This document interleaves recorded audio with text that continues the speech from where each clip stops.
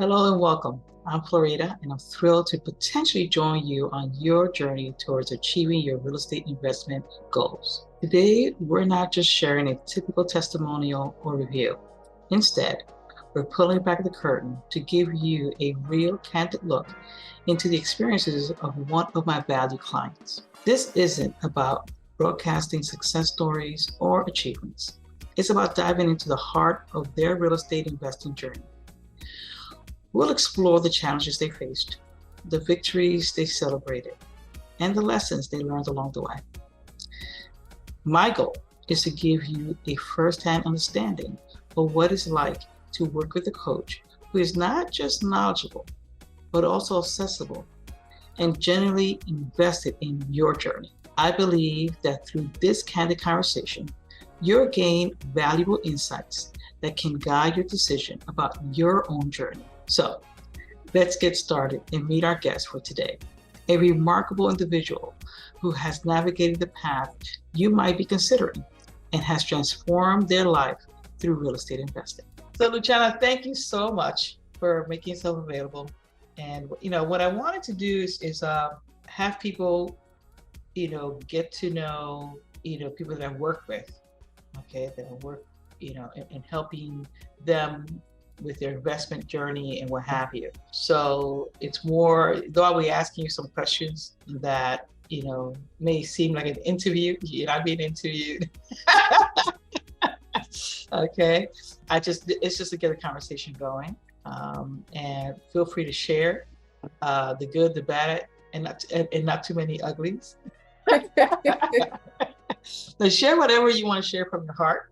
I want people to really get what's important for me is that they get the truth about the real estate investing business. That's what's important to me, because it's often touted as, this get rich quick, it's like, to me, the way it's marketed out there, maybe, and maybe this is just me because I'm old, like I feel old, but to me it's touted out there like, like you're going into like Las Vegas slots, and you're like, or and you're gonna just go ahead and gamble and you're gonna have this windfall.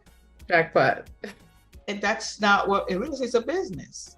And I wish people stop marketing it the way they do, because it's an actual business. Like any business, like if you set up a meat shop or you set up a bagel store, it's a business. So it's the same concept. And so that's what I want people to get, and I know because you have the business of real estate, you get it. Okay. So I want them to hear from you, not me, because I want them to, you will resonate with a whole group of folks that I may not resonate with. But the key component here is not personalities, is getting them the information so that they have the understanding of what real estate is, what it can be for them, positive and negative. Does that make sense? Yeah. All right. Definitely. So with that being said, I want you to briefly introduce yourself and share a little bit about your background. Okay, I'm Chana. I'm a mother of 5. I'm a wife. And I started real estate investing when just a few years ago, 2015. I was a stay-at-home mom at the time, and my husband was working. We lived on one income for a few years, almost 10 years, I believe. And, I'm just a regular plain Janet, not Jane, but plain Janet. Okay, Janet.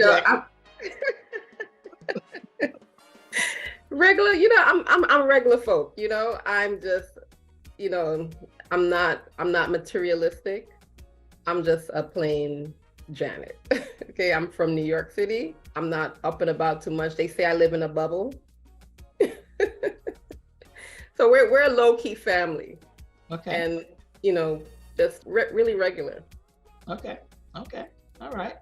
And so what made, so before real estate investing, okay, so you said, you lived on your one income, okay, for several years. Prior to that one income, what do you do in terms of work or what have you? What is your background in terms of work? Hospitality. I work in the hospitality field, which, I'm right back in that field right now, but I work in the hospitality field, hotel industry, and the airline industry as well. So primarily the airline industry. I went to school for hospitality management. So I graduated with my bachelor's in hospitality management, focusing on hotel management. I didn't do internship in college, and that's one of the things I had in the past regretted that I didn't do, because I didn't make that network, that connection.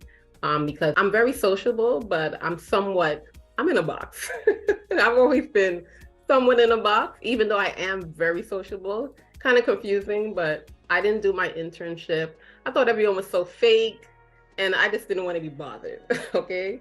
But I realized because I didn't do the internship, I didn't make those connections, and I wasn't good at job interviews. I'm very truthful, by the way.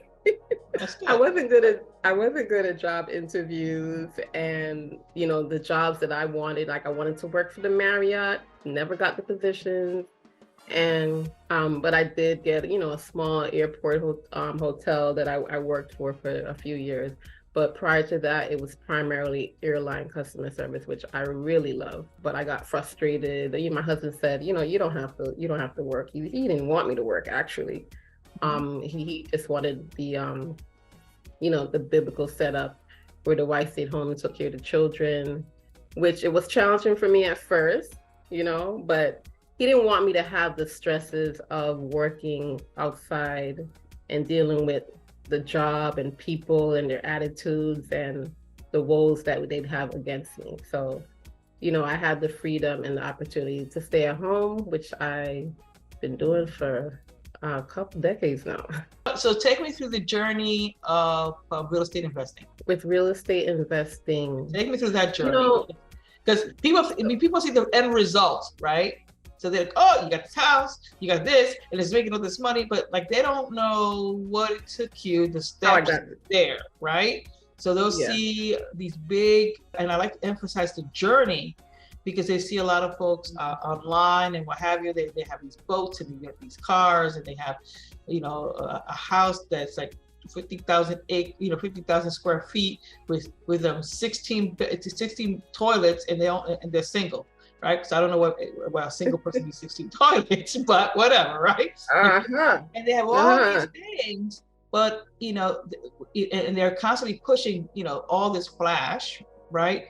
But they're not telling people the journey, and the sauce is in the journey.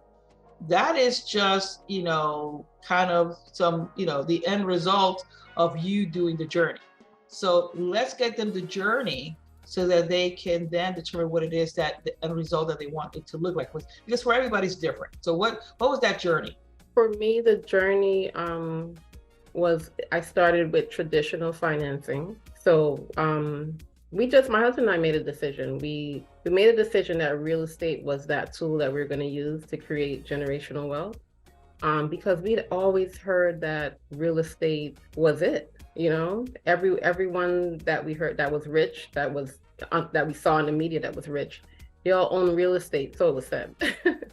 They all own real estate, and it was something that always interests us. It wasn't something that didn't feel attainable, because my husband worked a job. For me, it didn't feel attainable. For my husband, which is a part of me, it was attainable because he had a W-2. He had a 9-to-5. Job. Mm-hmm. So it would be easier for us to get financing with his income, with he met the requirements. So for us, it was attainable. Because we lived in a high market, New York City, that part of it wasn't so much attainable, because we don't like to struggle. Like, I don't believe in paying a mortgage for 30 years. I truly don't. So for New York City homes, you could expect that you'll be paying that mortgage for 30 years, and that's not something we wanted. So we first looked into, I think what most New Yorkers do, you look into the New Jersey market.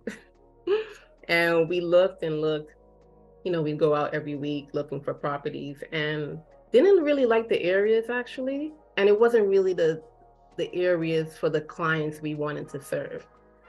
We did see something finally that we thought we were gonna get. There were other cash investors out there that ended up, we believe it was them that got the property. But since New Jersey didn't work, we then went upstate. And upstate, we went as far as Syracuse, which is like 6 hours from us. We weren't afraid to travel, by the way. We weren't afraid to travel. So we drove. We would drive every weekend looking for places. We probably saw 50 to 100. I forget the number, but it was a lot. It probably was around 65 properties before we actually got our first property. So, the process for us was after looking and looking, we got pre-approved, of course. And after looking and looking, my husband would threaten to just walk off the job sometimes. And there was one time when I felt like he was really serious. And I said, I got to find something quick because that was the easiest way for us to acquire property through through traditional financing, where we needed his work income. We needed to show his W-2s, and he's threatening to walk off the job. And I just went on the HUD website and I started looking for homes, and somehow I found a duplex that was $157,000. And that was a good price. We had no work to do. It had been renovated 5 years prior. So it was in very good condition. And HUD homes are not usually known for being in good condition most of the time. We were in a good position with this. We put in an offer and we went to see it. The area wasn't grand at all, Right. I call this my hood property. Right. Okay. But that's where the money is, Okay. Okay. Flerida might not agree, but There's different models, no? There. If you do it right, you can make money pretty much in most markets. It's okay. At least for our first time, that was it for us. And that property, we acquired it. The most we had to do really was paint. And it's over 3,000 square feet. It was a lot of painting. And we did it ourselves, with the help of my uncle, 2 uncles, my husband, and the children were involved as well. Okay. Nice. Not so much as they were after with the other properties, but the children were involved, and they were taking those trips with us as well. Good. So we weren't afraid to travel. We acquired, and I must say, because of that first property that we acquired, it opened the door to other properties. It made the process easier, going forward. And we had some woes later on, but because I want to get into the woes too. But yeah. So you kind of skip a couple of steps. I skipped some steps. Yes, you did. Because one of the first things is people making that decisions, right? But, do you learn about real estate investing through reading a book? Is that what made you go buy the property, or read or listen to somebody on the radio? Skipped a major step, didn't I? Well, it's important. It's important, right? Because there's so much information out there. Okay, so how do you tell what information to take on? And so that's one. And then you may, along the way, as you're buying properties, is based on the information that you have. So what information were you able to obtain that gave you the confidence to say, okay, I could do this because I understand the model and what I'm doing. So we got to go, this is what people are experiencing, right? They're trying to figure out what to listen to, what to read, and it's just information overload, and it kind of paralyzes people, right? So let's go back a little bit. Let's take us through that journey, multiple, places and books and whatever you read. Share that, because if there's a book that you read, whatever, share the book so that people can buy it. Okay. I didn't write a book on it, so I'm not selling my book, so it's all good. So share that, please. I sure did miss some steps. I'm sorry. So I was on YouTube University. I surely was on YouTube University. But you got a master's there. I got a master's. I got a master's in YouTube University for sure. I think a lot of us have. Some maybe got some bachelors, but I think I got a master's. Yeah. Okay, so listen, so this is, I don't, it's funny that I forgot this. I think maybe I don't want to remember it. But so this was my major woe. My major woe was being so anxious to get in that I had someone con me. And I'm gonna say I had someone con me because I knew what I was doing was wrong. But because of the, me being so anxious and wanting to get started, I went along with it anyhow. I knew I wasn't supposed to. And this was before I met my coach. I was listening to other people. There was a platform called Periscope at the time, where we started following this guy. Yeah, I want to say his name actually. I may edit this out, but go ahead, go with it. No, I'm not gonna. You don't want any defamation suits, okay? But here's what you can do, okay? Because I don't want people to fall victim, okay, to what's out there. So what I think the most value there, because there's a lot of people like that out there, right? So maybe you can share some characteristics of what to look out for, so that when they hear you interview and they're talking to all these different programs or whatever out there, they're able to decipher, like, I remember when Chana was talking about this characteristics, to inquire a little further, to ask this question, so tell us, what questions didn't you ask that you should have asked that would have tipped you off to, this is not the program for me. I think that is the biggest value, as opposed to just naming the person, okay? Because there's a lot of people like that group. So if they could identify that, it will save them from anybody that's doing the stuff that these folks are doing. Does that make sense? Yeah, the thing is, I really tried my best to blank him out, that I can't even tell you specific characteristics, but okay.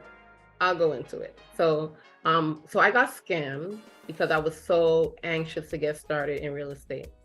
And even though, I'm gonna say you should really follow your gut. If your gut, your intuition, it's really correct. It really is correct. Like, you going against it, it's unnatural. And if you're feeling unnatural about something, you should not proceed. For myself, I always knew contracts were very important, especially with people you don't know. So I met someone on social media, and I was so anxious. We listened to him. We had group calls. His philosophy was about group economics and coming together and pooling money together and acquiring real estate. Which anyway. So there's laws regarding that, and that's, you got to be very careful with that. Anyway, continue. Yeah, and in my gut, I knew it wasn't right. I asked my husband, what he thought about it, and he mentioned that, so what we got scammed out was $15,000, by the way. That's a whole lot of money. Yeah, I try not to think about it. That's a down payment on a house. It surely is. And as much as I wanted to get on a plane and go find this person, did he for 15 grand? Did he show up at your house and walk you through the process? Did he go to see properties with you for 15 grand? Nothing of the sort. I was completely, like, I knew I was doing wrong. That's the thing about it, that I knew completely that I was doing wrong, and I did it anyway. And hubby's like, well, when we bought furniture from Macy's, for $8,000, we paid up front, right? And we were taking a chance. And hubby's the type of investor that he doesn't even, if he invests money, he doesn't even expect to get it back. Like, that's his gamble. You know how people gamble every month, every week, whatever. That's his gamble. Like, if he's gonna do a chunk investment, he's just gonna train his brain to think, I'm not getting it back. So for him, I think he dealt with it better than I did. Right. But all jokes aside, I knew that there should have been contracts in place. I ignored that. I was so focused on group economics, and I just wired a stranger money.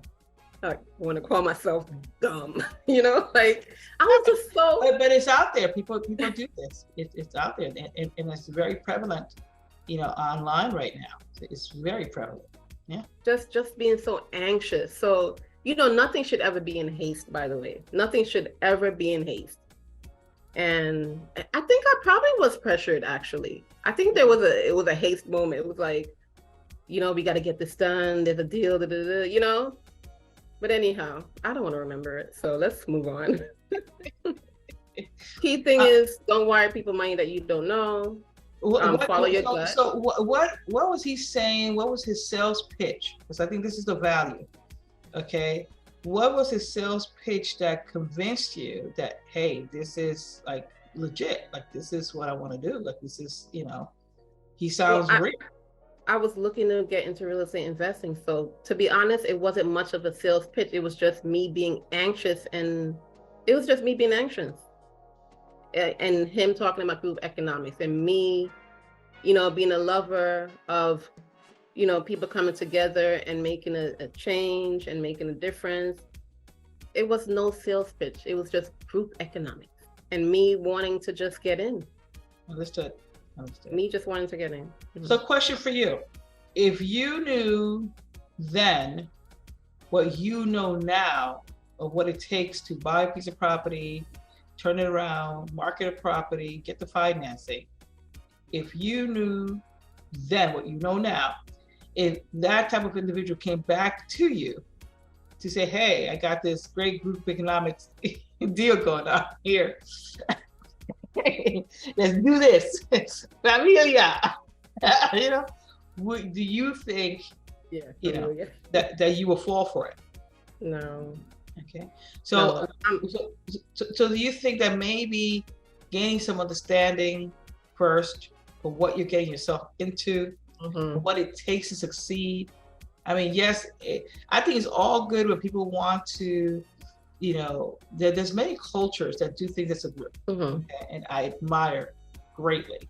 That being said, if you don't have the understanding of what it is that you're doing, it has to start there first. Before you can build a group, right? You got to build yourself so that you can contribute to the group. Yeah. Right? And so you can't be so. What I would tell people is don't be so outwardly, committed to be, helping build a community where you're not strong.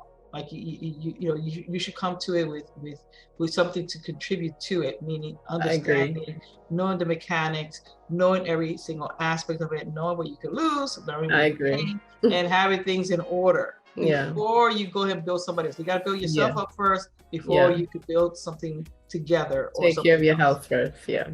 Because when you approach it that way, you could save yourself from being a victim of someone, conning you on, oh, they believe in the greater good. Yeah. And they're going to do whatever it is for the greater good because you're so greater good, inclined that you're like, earthly good whatsoever, for yourself and your family. So it's got to make sense for you and your family. And you have to understand what it is, all aspects, pros and cons, before you're looking to the greater good. Does that make sense? Definitely. Okay. Take care of your home first. You can't help others. Right. Until you could help yourself first. Absolutely. So, okay. So you went through that experience, okay, which I'm sure got you a little gun shy, right? Man, I don't want to remember the experience, but I'm going to say this. Okay. That experience for me, it was traumatizing. Of course, a lot of money. And every time I needed $15,000, which usually is the amount I need to finish something off, it hurts. It goes right back to that. You'll never forget that. Yeah. But I didn't let it stop me from executing, from proceeding, from trusting someone else. Okay. I didn't let it stop me. So after that, I was still actively looking for a coach now, but there were so many people out there. You didn't know who to trust, You just got scammed for 15 grand. So but I'm gonna say if I really, took that experience and just got stuck, I wouldn't be where I am now. Right. Like I could have given up completely. There's thunder in my background. I hope you.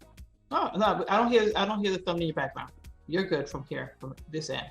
So I could have given up completely, but we decided to continue pushing. I was looking for a real estate coach, and so I would still be on platforms listening to podcasts and different platforms and still getting information. So one day I was on Periscope, which is a social media platform that was popular, a few years back. And I came across, I'm not sure whose Periscope live I was on.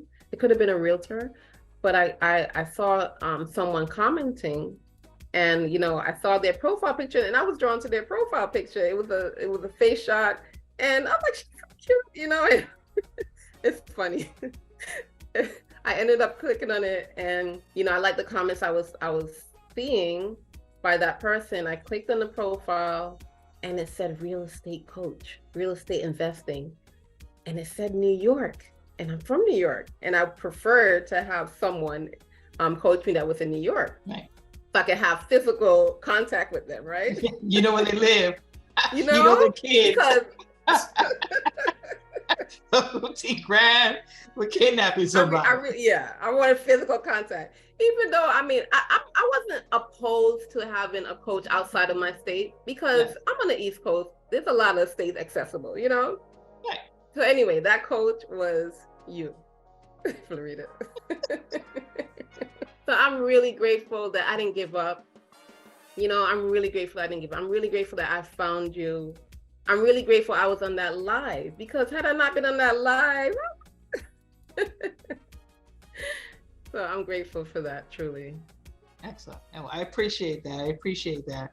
So I will tell you, out of all the folks that I've worked with and that I've helped and been part of the journey at one point or another, you were the most apprehensive person of them all.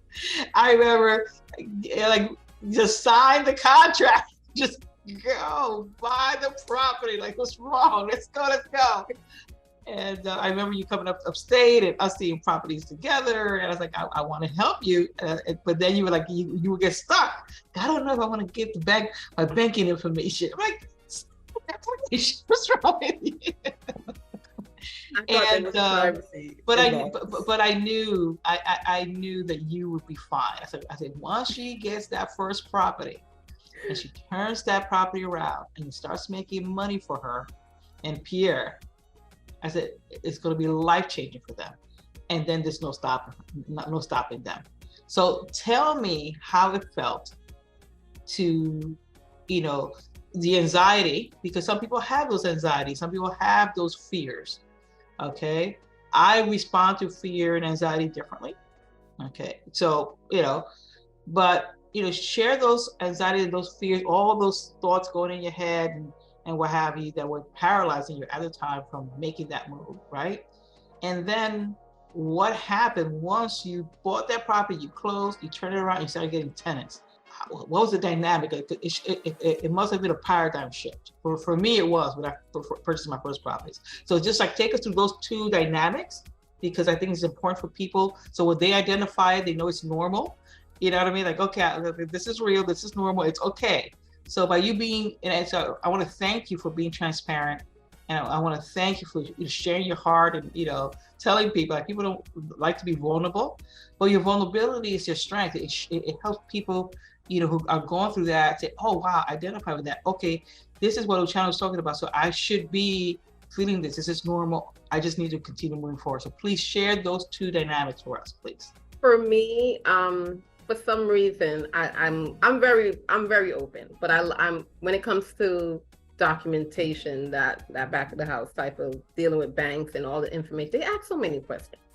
That's irrelevant, and I'm like my sex, my age. I always feel like there's something more behind their questioning and they're up to something. So I don't like to sign things unless I have a complete, full understanding. And I don't trust no banks. I don't trust people when it comes, you know what I went through. Right, understood. So, you have PTSD regarding this matter. I got it. Man, he done traumatized me, gave me conditions I never had before. So I mean, I remember Flerida was telling me, I thought my information could be somewhat private. She's like, there's no privacy. You're dealing with the banks. There's no privacy. They want to know your sex, your social, your oh come on, all kind of information. And you know what? I had to come to the reality that this information is needed to get what I want. I mean, I'm not a crook. I'm not running from anyone. Nothing like that. But I just don't like to give too much information, especially when I know it's irrelevant. My race, my marital status. And I'm like, I think the more information you put, you're just setting yourself up. That's how I think. So That's it. and I always felt like, they're getting over on me. Like they could charge me a lower interest. I'm always feeling that, like, let me tell you, I'm thinking if I put my race, they're going to charge me higher interest. There's so much thoughts. There really is, That's it. so I was hesitant, found the property, but when it came to the documentation, I ran it by Flerida. How does this look? It's fine. She's like, what's, she told me what's what. And, I went ahead with it. Grateful. I overcame that. Fear. But now, so how, once you overcame that hurdle, right? And you got your first property and you got your tenants in there, what have you, how do you feel then? For me, it was a shift. Was there a shift for you? I'm going to say this. I can't recall. I can't recall a true shift just because we took like 6 months before we got our first tenant. Okay. So I think that affected my experience because my husband likes to take his time and do everything himself. I love Pierre. This is not the right tenant. Oh, no, that's not the right tenant. No, oh, that's not the right tenant. No, that's not the right tenant. He likes peace and he could see things to the end somehow. Good. I like him for that, but it becomes frustrated sometimes because it's like, did we really get into investing to not make money? Like 6 months of getting our first property up and running, like that's not even necessary. Like, what's going on here? All we had to do was paint. Well, you got it done. You both got this on the same page. You got it done, right? And then you bought some other properties, and you're good. It's not taking you 6 months to get a tenant, right? Oh, not at all. No. No. But I must say, so we had our first woe with the second property. So we had a bad contracting experience, and I learned what I needed to do. So I knew I was supposed to be on site, making sure the contractors was doing their job. Every other day, if not every day, I lived out of state, only 2 hours away, but I wasn't going to be there every day. I could be there every week, but my realtor, my husband, they didn't want me saying anything to this contractor. They're like, contracting takes time. You got to give them space. Nope. Nope. And they didn't want me, because my tongue could get on you, like, I'm going to tell you what's up, Money's green. They want to get paid, right? Yeah. And man, come to find, even the neighbors said, oh, he's hardly here.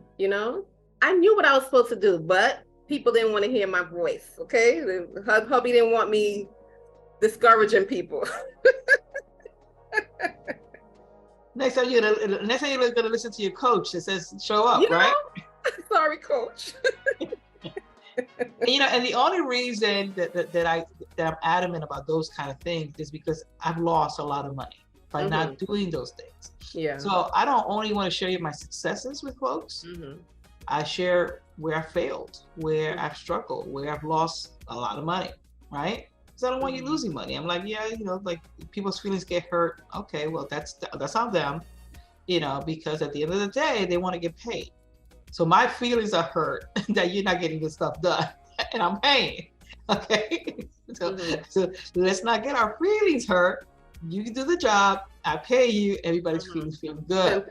Okay. So that property, that was a fourplex that we acquired. And I'm thinking back now, and just want to give you more insight. The first property was acquired through traditional, conventional. The second property, traditional as well. So they were all traditional. It wasn't creative financing for any of the properties that we have. So it was where we needed, we showed tax returns, W-2s, and that's how we acquired the properties. So the first property actually, part of the down payment came from a private money lender, and that was a family member. So a private money lender doesn't have to be a stranger. We had the money, but we knew that we wanted to quickly acquire a second property. So, we use that leverage. So, borrowed money from the rich uncle. And that loan is repaid in full. Perfect. I put terms together myself that made sense for him and I, and that's done with, So it seems like you've applied different strategies throughout this process. So question for you, Chana. Okay. How do your husband feel about you, entering the real estate space? Okay. And how successful you've been? Because some people say, oh, my husband may feel threatened, or my wife may feel threatened that I'm making so much money or not. Like, what are his thoughts? My husband actually told me that, me getting into the space was a weight lifted off his shoulder. And I didn't even realize that. I didn't realize that, but I was grateful to hear that, because it's money we make together. He puts everything on me, like I do everything. I do a lot. I do a lot. But I wasn't able to acquire it without us being, a team, a group, without it being a group effort, because we both support each other in it. And, I'm not just doing it by myself. So right. That's great. Do you apply any strategies in acquiring a HUD property? Do you apply any strategies in terms of getting private money lending, and identifying your properties? Is it the same process, or do you learn different strategies based on what you were doing? In terms of acquiring the properties? Mm-hmm. Acquiring it, identifying the properties? Well, with all the properties that we purchased, it was through the HUD. It was through the HUD website. Do you learn any strategies on HUD, on purchasing HUD properties? We did. Did they work? They must have worked. All our properties are HUD properties. Right? Yeah, the ones we really wanted, we got. Okay. So our coach, Flerida, showed us some HUD buying strategies that we applied, and they work. Yeah. It's an algorithm. It works. It's a stupid algorithm, but it works. And I must say, the second property was sitting for a year, actually, without tenants. It needed a full cosmetic reno, not just cosmetic. It needed a full reno. It wasn't a gut reno, but it needed to have heating, updated, plumbing, and so forth. And it really needed to get also up to our standards, because we don't like the ugly house syndrome thing. It has to, for the clientele that we were going to serve, we were going to be serving short-term rental clients, traveling professionals. So it needed to have a certain freshness about it. It needed to have a certain look and feel. So we decided to do a lot of remodeling on that. But it sat for a year. The contractor ended up firing him, and a lot of contractors that came in afterwards, they don't like to do work when a contractor has. They don't know whether the other guy did or didn't. They don't want to be responsible. Yeah. So how do you apply the advice that what you were given by your coach? It may have not taken you a year. Yeah. And I'm gonna say it didn't have to be a year, but there was some discouragement that came in. We were discouraged. Absolutely. I couldn't believe that this contractor took advantage of us. Like, hello, you already told us, yeah, I know you have mortgage to pay. You acknowledged that. Yet you made no attempt to get this place up and running. But because of the first purchase that we made, that property paid the mortgage. Very nice. So you weren't hurting. Yeah. So I want to say this. Flerida is very big on numbers. And there's a reason behind it. Like, the numbers have to work. You cannot force the numbers. They have to work. And if they work, you're going to be in good standing. If they don't work, you're just setting yourself up for problems. And problems could end up to be failures. We're not interested in failure. Yeah, good job. Good job. I'm proud of you guys. You guys are amazing. So why?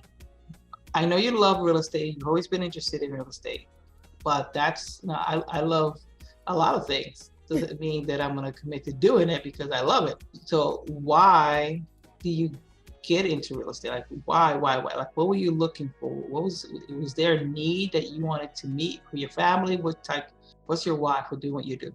For real estate, well, we were trying to find something that could generate generational wealth for our family, right?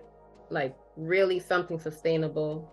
And for us, real estate kept coming up as an avenue that a lot of people that were wealthy used. And for us, when we did the research, it was attainable for us also. Right. It was something that we could do. And we also are service driven. So getting into the short-term rental space, the rentals, the housing space, that's something for us that we could do. My husband does maintenance. So, even if he didn't do maintenance, you could always hire people to do things that you can't do.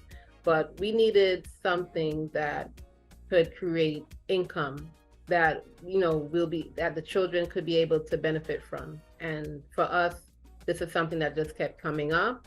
It's something that was feasible for us. And we made a decision to, go for it. How has it impacted your family and your kids in particular? Like, do you think, are you on the road so at Fund Your Life, we believe, okay, that you choose an investment vehicle. For us, it's real estate. And the purpose of that investment vehicle is to, provide an inheritance to your children's children, right? Do you feel that this does it for you guys? Can it do that for your family? Definitely can. Once you buy right, you have to purchase right. So the numbers definitely have to work. If the numbers don't work, then you're pulling from that potential profit, right? And everything has to be, the numbers have to work where you're going to have a profit. What I like is that, Flerida, you taught us that the numbers should work in multiple ways. There's different strategies that, I love that you taught us so many different strategies. So you're not stuck on one way. And if it doesn't work, you don't have a plan, B, C, D, So with us knowing that there's so many different strategies we could use, there's different ways of making money and there's different ways to maximize. So one of the properties we purchased has 4 garages. So we charge additional for the garage space. Nice. And we're just able to maximize in ways like that. But once the numbers work, you're able to profit. Real estate for us, it works. I remember doing a class and the students were asked what amount of money they would like to make per year. People said $100,000.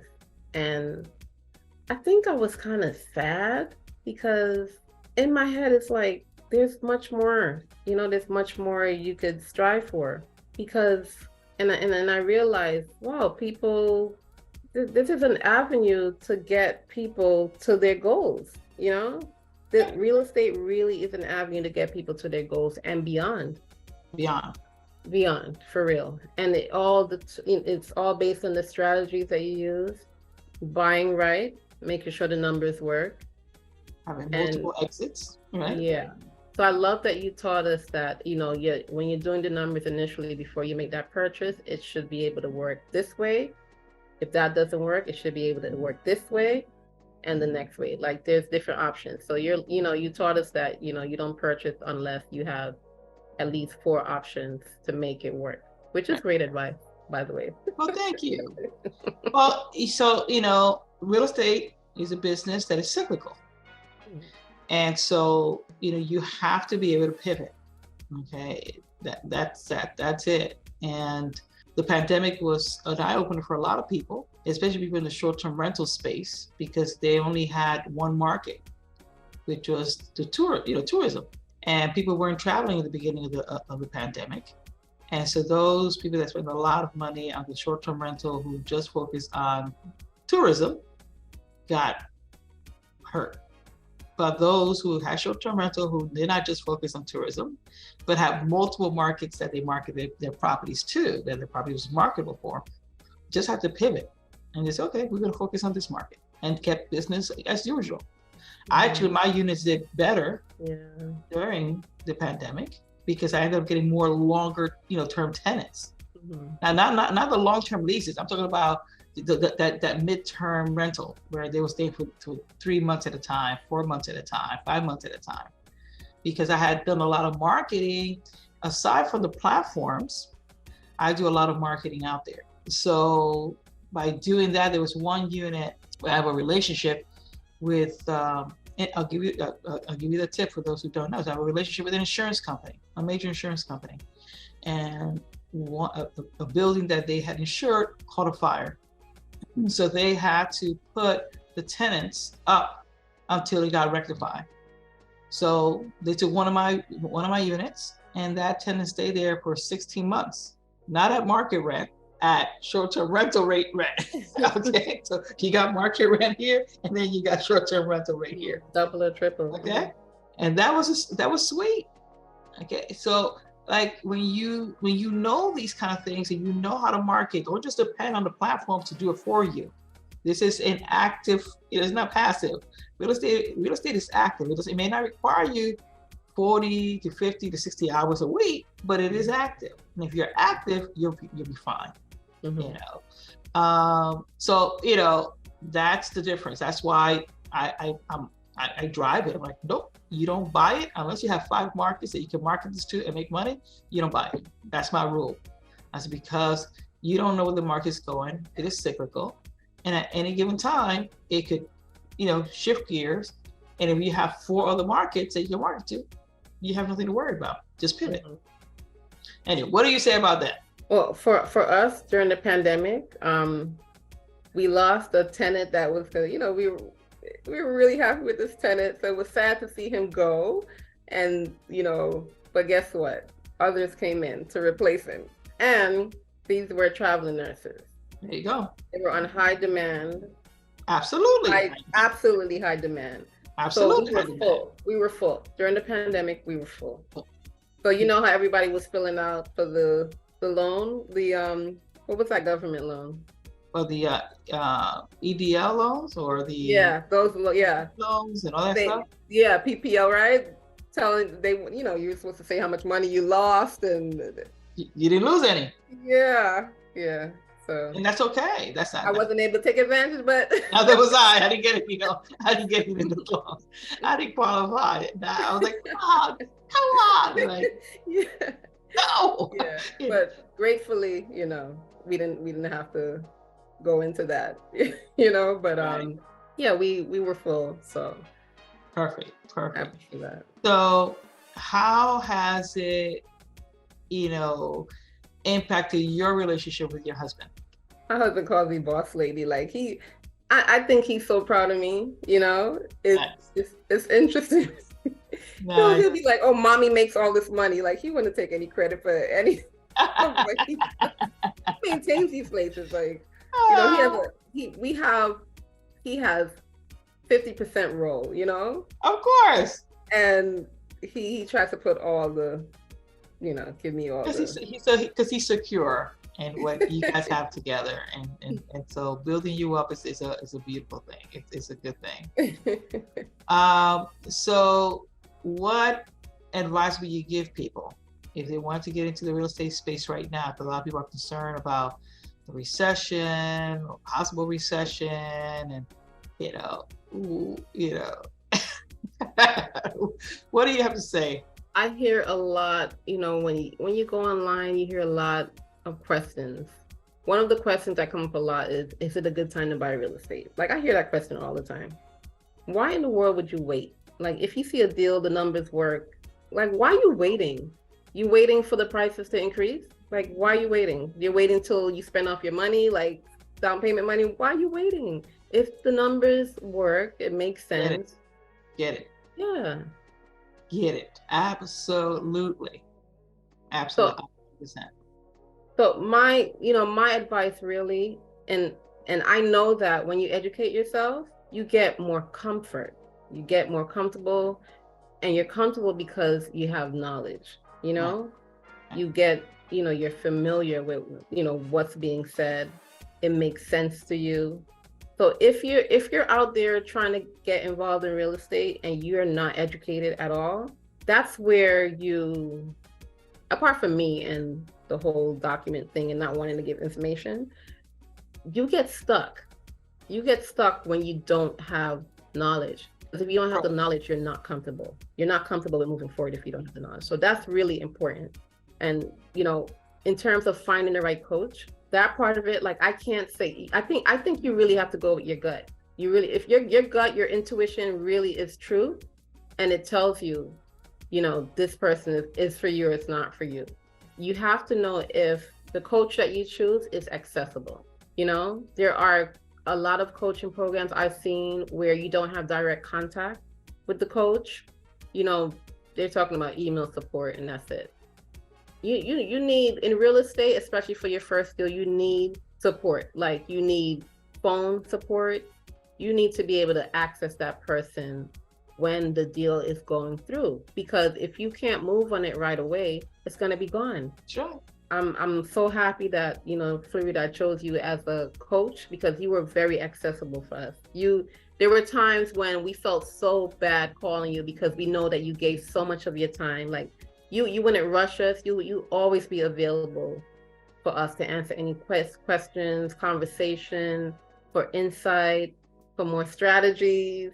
And I must say, Flerida gave so many strategies that, I wanted to dive into everything. So one thing I'm going to say is, as Flerida told me, pick a strategy and complete it. That's when I really took action, because I was doing a lot and I wanted to dabble in all these strategies at once. And you can't do that. You have to really pick one thing to start with and execute on it, complete it, and so you have to get educated, because education gives you, familiarity. Is that a word? Sorry. It's close enough. I say it right. Education. Okay. You have to get educated, because education gives you the comfort that you need, the level of comfort that you need to move forward. Without being educated, you're clueless. You're going blind. You don't know what's going on. And you're hoping and you're gambling. That's my thing, is that I'm adamant about what I am adamant about with folks. And you know how passionate I get, because you should be able to repeat the process on your own. Okay. Number one. Number two is that, if you're going into it without knowing what you're getting into, you're hoping, you're gambling. And there's no need to hope. This is a business. Like do the numbers, there's a process, go through this process, and you know what the outcome is going to be. You know the payoff, period. You're not going to hope that, okay, I'm going to open up business and hope that I'm going to get a tenant and hope that I'm going to make money. And what is this hope business? No, it's a business. Like, do the numbers, follow the process, understand the process, so that when you open up for business, you know that you're going to get business. That's it. There's no hoping you're going to get business. You are going to get business. You're going to get tenants. So I'm adamant about it. Yeah, I appreciate your passion, because you're genuine. That drove me to you being so genuine. And you know when someone's genuine, it's not something I can really explain. You were available for us countless times. Late hours. That might not be the case now, but but you were available. You made yourself very available. I still am. For folks that I'm coaching, they have access to me 24/7. It's just that's grand. Because when you're buying a piece of property, especially your first one, you're very nervous about it. You're going to spend time and time again going over the numbers and going over the numbers and going over the numbers. And then like you call like, okay, Flerida, I'm like, the numbers are fine.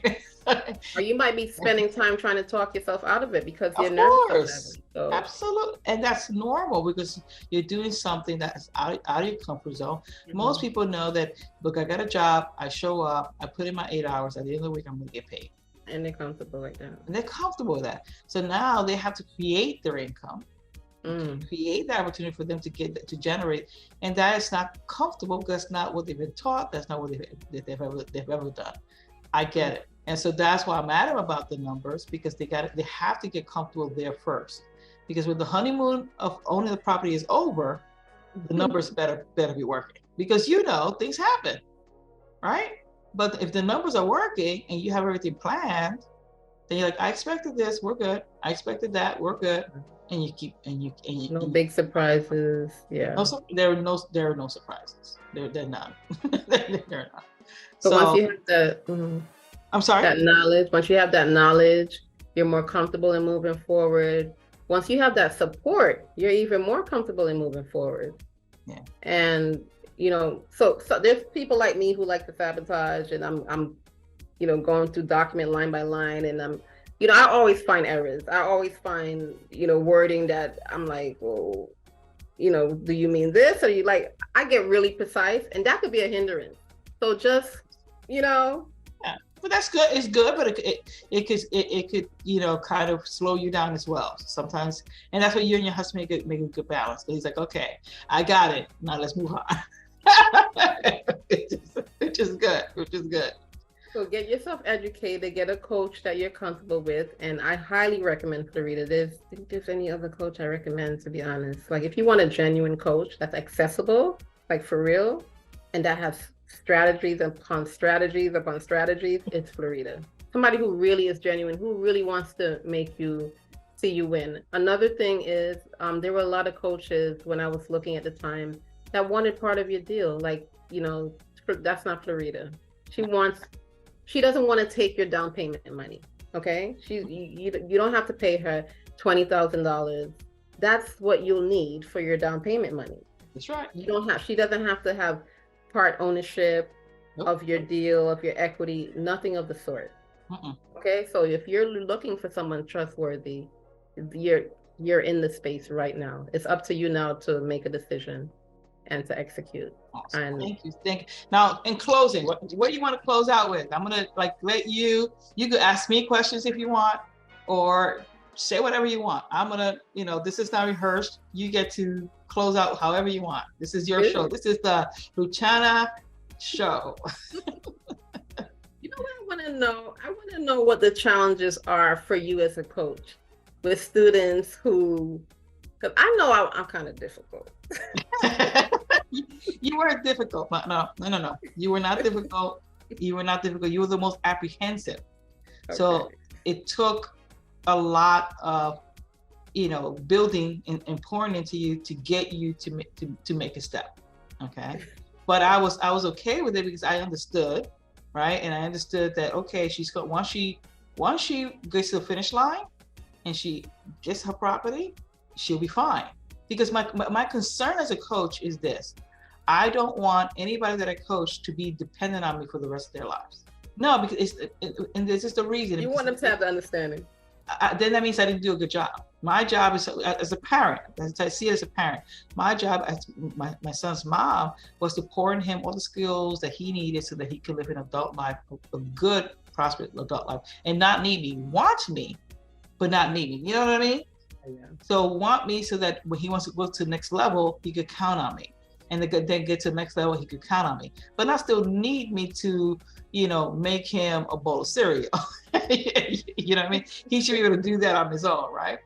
And so that's, so I do what I do, and I share what I share with those that I work with, because I want to give them the tools to be able to do this on their own without needing me indefinitely, right? I do it because I really believe that real estate can fund your life. That's just, I trademarked it. It's just fund your life. It just does. And there's something that I've gained this, a paradigm shift, a whole feeling when I started, dabbling into real estate and got my properties, and instead of generating revenue from it, like, oh my God, this is so freeing. So now I could do anything else I want because I've got this, this going on, and I can control my revenue, my income. Okay, because I don't have to do this wash and repeat and do it again, right? And so I'm like, wow, if more people can experience that, if I can contribute to more people positioning their lives that way, I'm good. I don't need a lot of students because that's not where I make my money. I just want to help as many as I can. And as you know, my model is I don't have people like, working with me and talking to students or potential students of mine or clients of mine who don't own real estate. Like, yeah, you can't help them. Like, why are you talking to them?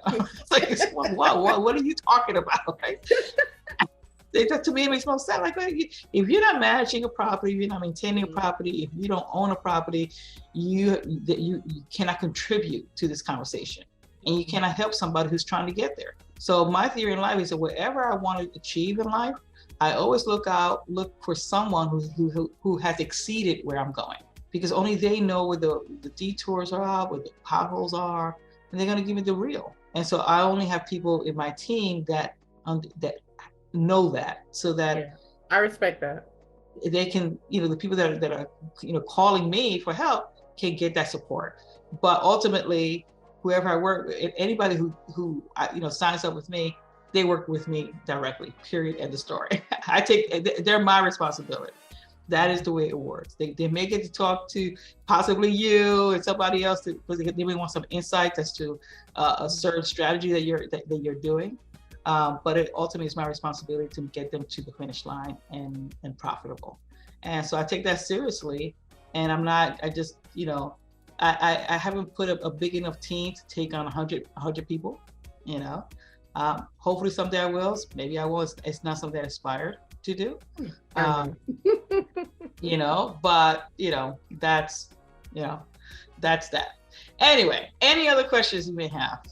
Questions, no, but I do want to say that because of this real estate investing income that I receive, I'm very confident as a result, because I didn't know, like, you think you're gonna make a couple $1,000s a month, but it ends up being like, a good chunk of money, and you're like, wow, like, like hubby could walk away from the job if he really chooses, but you still want to, and I always wonder this. I always wonder if these people have so much real estate. This is a question that I have, so I think other people may have it as well. Okay. If you're making all this money in real estate, why does she still have a job? Or, why does he still have a job? And I think that, having the job allows you to get more, to acquire more real estate, but also people still like the jobs. And then people want extra money. There's nothing wrong with a job or career. There's nothing wrong with that. You can keep that. Because I was always trying to figure out, like, how far am I going to get? Like, I was always trying to calculate, people's situation. Like, oh, they say they have 12 doors, why are they still working? Like, and then I realized, you always want more. You always want more somehow. Like, the job might help you to get more. Or you just not, or maybe you've been in the job so many years that it wouldn't make sense for you to walk away and lose all the benefits that you're going to have in the next 5 years, Yeah. So we're weighing that. Like, hubby is always wanting to walk away, but it's like, hey, you got 4 more years. Like, just, If you put in all these years, especially some of these union jobs, you put in all these years, then you're going to be entitled to receive at a certain amount of years a pension for the rest of your life. Finish it out. Finish the race. Finish that race and then walk away. Now, here's one question I have for you. Okay, so I know that when you first started, you said that when everybody was asked like how much they want to make in real estate, and you said $100,000. You thought that not me. There were students in. Did I say 100? Did I say that? Yes, you did. No. You remember? No, I said that I was in a class, and others said that. Did I say that when I was in your class? Everybody had a number. I'll go back. I think I recorded some of these classes. I'm gonna have to go back. So, have you reached that yet? I exceeded that. Yeah. That's all. Don't even say your number. Yeah. Just say it. Don't even Yeah, say your number. it's interesting to see the possibility that it really is true and it exists. Right. Like, you know, but I must say this. I must say, you know, and you spoke about this before. It's not really what you make, but it's what you keep. And you've given us the full puzzle, like taxes being done, you know, compliant. So you have to be compliant. Like if your taxes are not done, I'm not an expert in this field. It could hinder you, could hinder your growth. So you want to be organized. You want to be organized. You want to be Because compliant. you see, people, and the reason for the taxes, it's not that you want to just be compliant. That's all well and good. Okay. But the thing about taxes is that real estate is a different class, right? And of earnings. And so if you don't plan, you're going to make a lot of money, as you know, but you're going to pay a lot of money in taxes because you didn't plan. Yeah. So the goal about taxes is to know legally how to keep more of what you earn. That's it. And there's so much code on the tax code regarding real estate that if you don't have the right accountant that's helping you, you know, leverage those, then you're paying all of that in taxes. So what's the purpose to build all this to pay it all in taxes? That's no. No. You know, so you have to. That's a critical component that people don't drive. That needs to be made very clear and very important, so that you can keep most of what you make, and you can be smiling with Chana. Making over 6 figures every year. There you go. That's how you do it. Yeah. Anyway, my love, thank you so very much. I'm actually going to let you have the last word because I could talk forever because you know I love real estate. So I'll let you really do. I'll let you have the last word. Okay, well, Flerida, I thank you so much for giving me the opportunity to be on your platform. I thank you for being that coach of ours that was in our lives, that was genuine, that really was interested in making a difference in the community for real. You provided us with so much value, and it was very affordable for us. And you know, you care, and we appreciate that. We really do. Because of you, like I don't know where I would be right now. I mean, wow. You know, I was breathing before I met you, but I think I have a life vest now. Excellent. So, thank you. Thank you for all the strategies that you've taught us. You know, we've done long-term rental, we've done short-term rental, and we primarily do short-term rental. So if you want to learn more about what we do, you could reach me at websterhills.com. That's our booking site where you can see our listings. Webster, W-E-B like boy, S like Sam, T-E-R, Hill, H-I-L-L, Suite, S like Sam, U-I-T like Tom, E like Edward, S like Sam.com. Or you can reach me at a link tree, connecting the lot rentals. I'm going to make sure I'm not going to edit this interview too much because I think, you know, people should just, you know, see what it is and they could, you know, deduce whatever they need to deduce from it. What I will add to it is I'm going to add, you know, your links on the screen so that people can, you know, write it down. And if they need to book one of your suites or want to connect with you, they can do so. Fair enough? Yeah, see, you could X out where I couldn't get that word out. Familiarity. No, I will keep it right there. No. Right there. So that people can be like, what the heck? Familiarity. That's all right. It's all good. It's, you know what? It doesn't, you know, it doesn't have to be polished. It doesn't have to be scripted. Because at the end of the day are you making money? Right? That's it. Are you making the money? So, you know, if people want to get hung up on a mispronounced word or the, you know, Okay, the sister's making the money, so, so that's all I got to say. All right. Listen, thank you again. I appreciate you and greatly, and your husband. Continued success, and hopefully, thank you so much for joining us today in this candid conversation. I hope that hearing about the journey, challenges, and triumphs of our guests has given you valuable insights and inspiration. Remember, every successful real estate investor started where you are now, and every journey is unique. As your potential coach, I'm here not just to share knowledge, but to guide, to support, and celebrate with you every step of the way. If you're considering embarking on your own real estate investing journey and have questions or uncertainties, I'd like to extend to you an invitation for a free 10-minute exploratory session with me. It's no obligation opportunity for us to discuss your goals and see how I might be able to assist you. You can book the session directly through this link. So I'm going to let you, I'll give you a couple of seconds to go ahead and screenshot this link. There you go. 3, 2, 1. Great.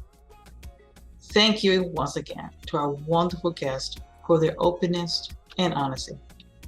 As to you, our listeners, thank you for your time and interest. Until our next candid conversation, I have a dog barking out there. Remember, every step forward is a step towards achieving your goals. Take care.